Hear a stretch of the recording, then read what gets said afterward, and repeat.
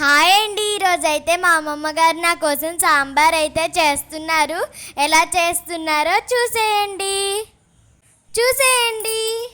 అయితే పెసరపప్పు అందులోని ఉల్లిపాయలు పచ్చిమిరకాయలు కట్ చేసి బాగా ఉడకబెట్టుకోవాలండి. పప్పు ఉడికిన తర్వాత అందులో టమాటాలు కారం వేసి బాగా ఉడకబెట్టుకోవాలి.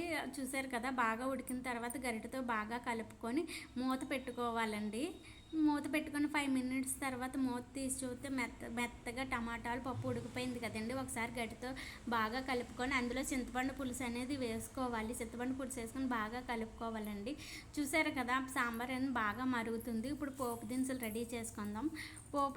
సాంబార్ పోపు అయితే పెట్టుకోవాలి. సాంబార్ అయితే రెడీ అయిపోయింది. ఇప్పుడైతే సాంబార్ రెడీ అయిపోయిందండి. టేస్ట్ చూసి చెప్తాను, ఓకేనా? ఇదిగోండి, వేడి వేడి అన్నంలో సాంబార్ వేసుకొని కలుపుకొని తింటే భలే ఉందండి.